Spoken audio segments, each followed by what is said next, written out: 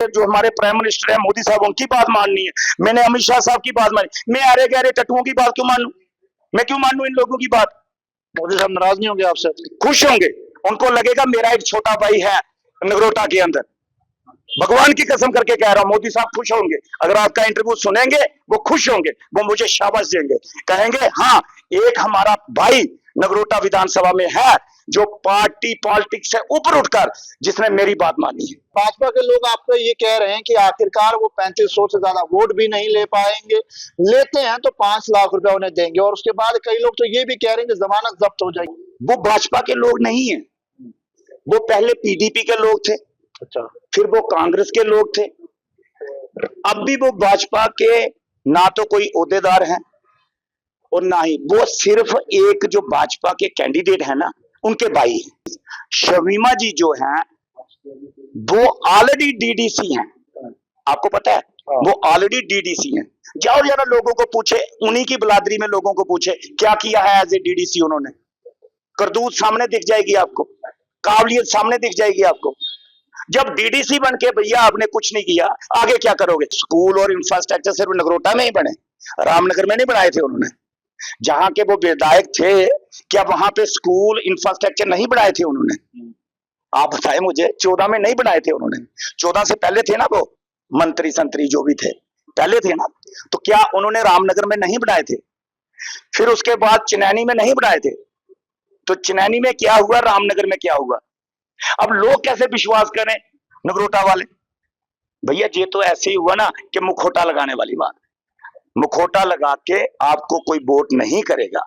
Dainik Savera TV देख रहे हैं आप। जम्मू कश्मीर में बाइपोल इलेक्शंस होने के बाद जब से ये ऐलान हुआ है उसके बाद सियासत गर्मा चुकी है। भाजपा को कई लोग अलविदा कहकर इंडिपेंडेंट चुनाव जो है वो लड़ रहे हैं, और इस वक्त मेरे साथ अनिल शर्मा जी हैं। भाजपा के लोग आपको ये कह रहे हैं कि आखिरकार वो 3500 से ज्यादा वोट भी नहीं ले पाएंगे, लेते हैं तो 5 लाख रुपया उन्हें देंगे, और उसके बाद कई लोग तो ये भी कह रहे हैं कि जमानत जब्त हो जाएगी। क्या लग रहा है जमीन पे, क्या हकीकत है?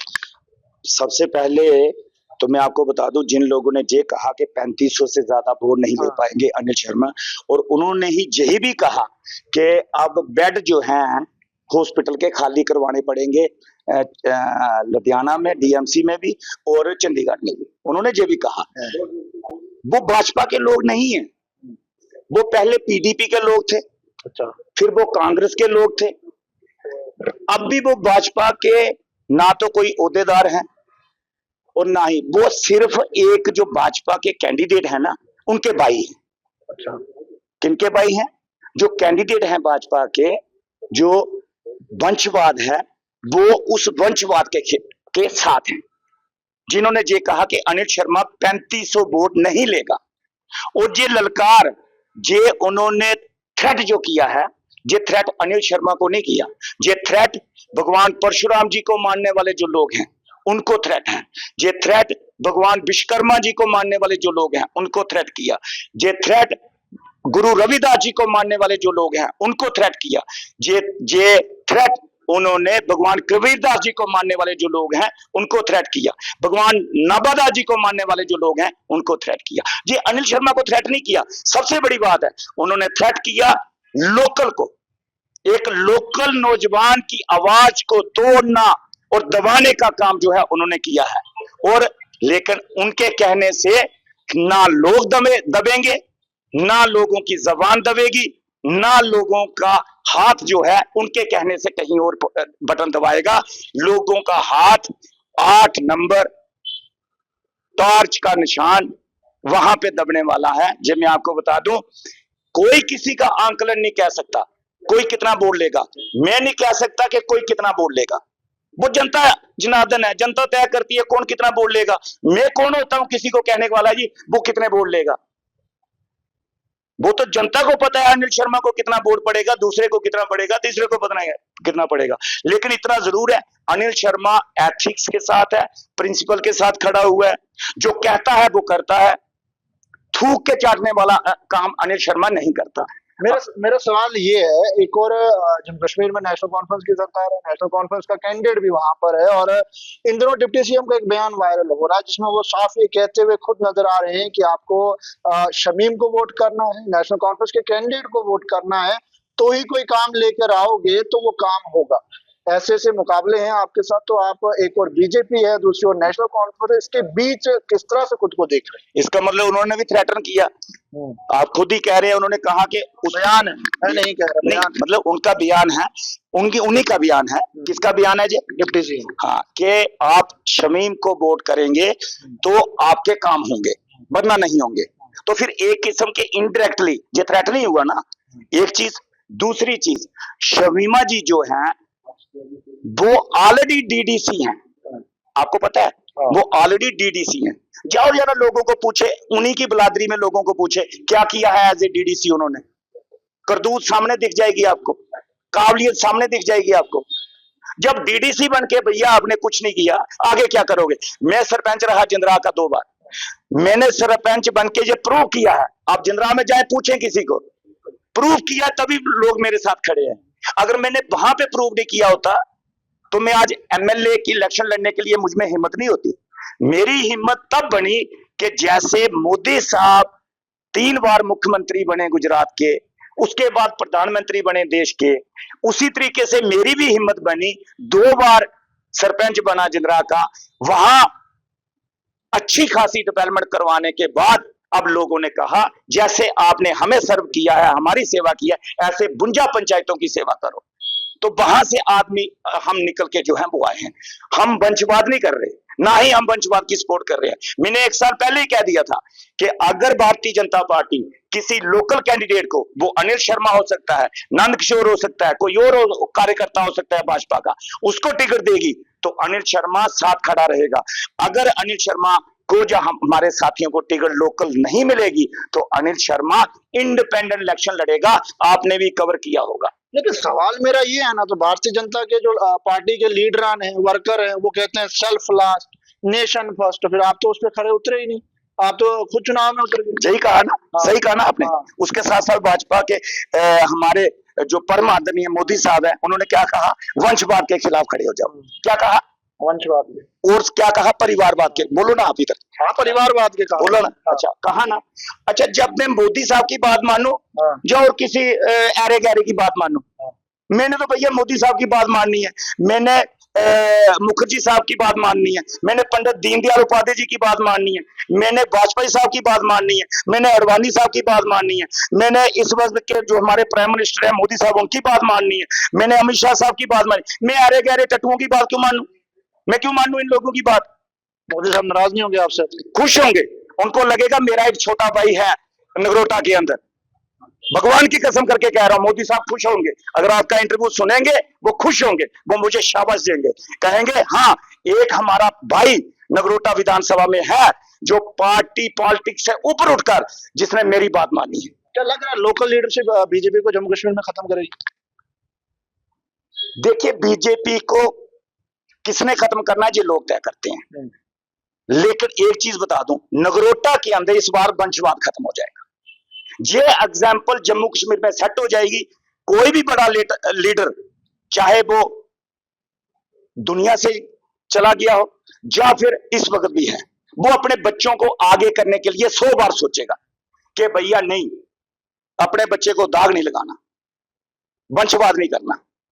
वो दीनदयाल उपाध्याय जी की बात पे चलेंगे, मुखर्जी साहब के बात पे चलेंगे, और साथ ही साथ वाजपेयी साहब, अडवाणी साहब और मोदी साहब की बात पे चलेंगे। और मैंने, देखिए, एक एथिक्स होते हैं, एक प्रिंसिपल होते हैं कि वंशवाद के खिलाफ हमने बातें की। शेख साहब, फारूक साहब, उमर साहब, मुफ्ती साहब, महबूबा मुफ्ती जी, इल्तिजा जी, इंदिरा, राजीव, नेहरू, राहुल, इनके खिलाफ हम बातें करते हैं ना, करते हैं ना। लालू उनका परिवार, दूसरा उनका परिवार। तो भैया जब अपनी बात आई तो मैं मोदी साहब की बात क्यों ना मानूं? मानूंगा ना मोदी साहब की बात, क्यों नहीं मानूंगा? मैं संगठन की बात भी मानूंगा। हमारे संगठन के जो लोग हैं उनका भी यही रहता है कि वंशवाद नहीं चलेगा, वंशवाद नहीं चलेगा। चल गया ना, चल गया नहीं कि कुछ लोगों ने चला दिया गलती से, अब वो खमाजा भुगतेंगे, अब वो लोग खमाजा भुगतेंगे और जवाब देना मुश्किल हो जाएगा उनको। ये बात याद रखना, उनको जवाब देना मुश्किल हो जाएगा मोदी साहब के टेबल पे और शाह साहब के टेबल पे। अब जवाब कैसे देंगे वो? उन्होंने तो कह दिया होगा कि हमारी बड़ी पॉपुलरिटी है, हमारा ये है, हमारा वो है, सिंपैथी है। कोई सिंपैथी नहीं है, कुछ नहीं है। मैंने आपको कह दिया इस बार, भगवान परशुराम जी को मानने वाले लोग, भगवान विश्वकर्मा जी को मानने वाले लोग, भगवान रविदास जी को मानने वाले लोग, भगवान नाभादास जी को मानने वाले लोग, भगवान कबीरदास जी को मानने वाले लोग इकट्ठे हो गए हैं वंशवाद के खिलाफ, और अनिल शर्मा के साथ इकट्ठे हो गए हैं कि अनिल शर्मा के साथ खड़े होना है और वंशवाद के खिलाफ खड़े होना है। आखिरी सवाल लूंगा, लोग आपको वोट क्यों करेंगे, आपके मैनिफेस्टो में क्या रहेगा और लोग किस तरह से अनिल शर्मा को देखेंगे? अब की आपने सही बात, जर्नलिज्म की यहीं से भूमिका शुरू होनी चाहिए थी कि बोर्ड, आखिरकार बात तो यही है ना कि हम जाके क्या करेंगे। सबसे पहले जमीनी सतह पे शिक्षा का जो सिस्टम है, इंफ्रास्ट्रक्चर है, वो सही करूंगा। प्राइमरी स्कूल हो, मिडिल हो, हाई हो या हाई सेकेंडरी हो, बच्चों की को सबसे पहले अच्छी तालीम मिले, बैठने के लिए अच्छी जगह मिले, पीने के लिए जो है वो पानी मिले, उनके वॉशरूम जो है वो अच्छे हों। सबसे पहले मुझे ये काम करना है।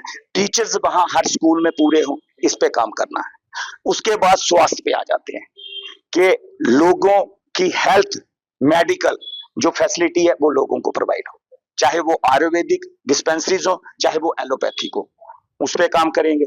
उसके साथ साथ पीने का साफ पानी, जो मोदी साहब का सपना है, हर घर में नल और नल में साफ जल, वो किसी ने नहीं पहुंचाया, अनिल शर्मा पहुंचाएगा। जो मोदी साहब का नारा है, अनिल शर्मा पहुंचाएगा। मोदी साहब के हर नारे को घर घर तक अनिल शर्मा पहुंचाएगा। जो मैं आपके माध्यम से वादा कर रहा हूं नगरोटा विधानसभा के लोगों से। बीजेपी के खिलाफ हो या जम्मू कश्मीर बीजेपी इकाई के खिलाफ? बीजेपी ने मुझे निकाला ही नहीं, कहाँ निकाला मुझे बीजेपी मैं ने? कह रहा हूँ खिलाफ, बीजेपी के खिलाफ हो या उनकी जो जम्मू कश्मीर की इकाई है उसके खिलाफ? मैंने आज तक किसी के खिलाफ राजनीति की ही नहीं, मैं खिलाफ हूं ही नहीं किसी के। मैं पॉजिटिविटी है मेरे अंदर, मैं पॉजिटिव होता हूं, लोगों के काम आता हूं, मैं खिलाफ होता ही नहीं है। लोग हो जाए, इस बार 28 लोग एमएलए मेरे खिलाफ प्रचार कर रहे हैं। भारतीय जनता पार्टी के वो लोग जिन्होंने गवाही डाली है कि वंशवाद को टिकट दी जाए, जिन्होंने गवाही डाली है कि वंशवाद को टिकट दी जाए, आज वो दरबदर हो रहे हैं गांव गांव में, उनकी गवाही नहीं चल रही, वो मेरे खिलाफ है। मैं आज भी उनके खिलाफ नहीं हूं, मैं किसी के खिलाफ नहीं हूं। मैं लोगों के काम करना चाहता हूं, खिलाफ होके थोड़ी ना काम होते हैं। मैं लोगों के काम करना चाहता हूं, लोगों के घर घर तक चीजें जो है वो प्रोवाइड करवाना चाहता हूं जो उनकी जरूरत है, जो उनको नहीं मिल पा रही है। रोड कनेक्टिविटी, फ्लड इतने आए, रोड कनेक्टिविटी नहीं है इस वक्त, रोड कनेक्टिविटी नहीं है, ठीक है, वो सुधारने की जरूरत है। लोगों की लेन ड्रेन बनाने की जरूरत है। लोग एग्रीकल्चर जमीनें जो है, जो इस बार फ्लड से बह गई, या उनके ऊपर जो है सारा गंदगी जो है वो पड़ गई है 2-2, 4-4 फुट, वो कौन साफ करवाएगा? लोगों के घर टूट गए, उनको इंसाफ कौन दिलाएगा? मैं इनके लिए काम करूंगा। आपके मैनिफेस्टो से एक सवाल लेना चाहूंगा। आपने कहा कि शिक्षा के स्तर को सही करूंगा, लेकिन वहां पे तो एक ऐसे भी कैंडिडेट चुनाव लड़ रहे हैं जो कह रहे हैं कि मेरे समझ में इतने स्कूल बने हैं, इंफ्रास्ट्रक्चर बना है, उसे किस तरह से देखते हैं? हर्षदेव की बात कर। क्या ये स्कूल और इंफ्रास्ट्रक्चर सिर्फ नगरोटा में ही बने? रामनगर में नहीं बनाए थे उन्होंने? जहां के वो विधायक थे, क्या वहां पे स्कूल इंफ्रास्ट्रक्चर नहीं बनाए थे उन्होंने? आप बताएं मुझे। 14 में नहीं बनाए थे उन्होंने? 14 से पहले थे ना वो मंत्री संतरी जो भी थे, पहले थे ना। तो क्या उन्होंने रामनगर में नहीं बनाए थे? फिर उसके बाद चिनैनी में नहीं बनाए थे? तो चिनैनी में क्या हुआ, रामनगर में क्या हुआ? अब लोग कैसे विश्वास करें नगरोटा वाले? भैया ये तो ऐसे ही हुआ ना कि मुखौटा लगाने वाली बात। मुखौटा लगा के आपको कोई वोट नहीं करेगा, लोग वोट करेंगे सच्चाई के। मैंने सच बोला, 1 साल पहले मैंने बोल दिया था, राणा साहब की डेथ के बाद जब ये सारे लोग, अभी 11 दिन भी नहीं हुए थे, अभी 11 दिन भी नहीं हुए थे, 13 दिन भी नहीं हुए थे, 18 भी नहीं हुआ था, तो जिनका आप नाम ले रहे हैं ना रामनगर वाले, ये आगे थे वहां पे अपना झंडा लेके, ठीक है। तो उसके बाद अभी 1 महीना भी नहीं हुआ था, तो राणा साहब के परिवार के लोग भी जो है, अभी हमारे क्या होता है डोगरों में कि कम से कम 1 साल तक जो बच्चा पानी देता है, जब तक बारखी जो है साल की ना हो, तब तक हम लोग कोई बाहर नहीं निकलते।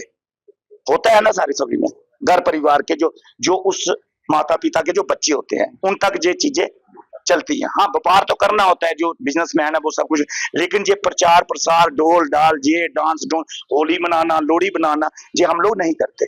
सच्चाई है ना। तो वो तो 1 महीने के बाद ही ढोल बाजे बजा रहे थे। हमें ज्यादा दुख हुआ था राणा साहब की डेथ का, मुझे लगता है उनको कम दुख हुआ उनकी डेथ का। मतलब बाजे डोल होलियां मनाना ये महीने 1.5 महीने के बाद ही शुरू हो गया था, 2 महीने के बाद लोहड़ियां मनाना। अक्टूबर में डेथ हुई, 13 जनवरी को लोहड़ी थी, 14 को, तो लोहड़ी सभी ने मनाई, डांस भी किए, होतियां भी डाली। तो वो पहली लोहड़ी थी, पहला त्योहार था। डोगरों में होता है पहला त्योहार जो है वो सारे लोग अफसोस करने के लिए घर आते हैं। जब लोग उनके घर गए अफसोस करने के लिए, जिनके पास जाना था, तो वो अपने वोट मांग रहे थे। लोग सब समझते हैं ये प्रोटोकॉल के लिए इलेक्शन लड़ी जा रही है या फिर लोगों के लिए इलेक्शन लड़ी जाए। लोगों के लिए इलेक्शन सिर्फ अनिल शर्मा लड़ रहा है, बाकी सब प्रोटोकॉल एंजॉय करने के लिए इलेक्शन लड़ रहे हैं। चलिए, बहरहाल चुनाव को लेकर जिस तरह से लगातार एक और भाजपा का दावा है और भाजपा कह रही है कि सीट वो अपने खेमे में लाएगी, लेकिन दूसरी ओर जो है वो भाजपा से कुछ लोग खफा नजर आ रहे हैं। क्या भाजपा के अपने ही कार्यकर्ता भाजपा को चोट नगरोटा में देने वाले हैं? जम्मू कश्मीर की जनता कमेंट सेक्शन में अपनी राय जरूर रखिएगा। दैनिक सवेरा के साथ अंकुश भंडारी, जम्मू।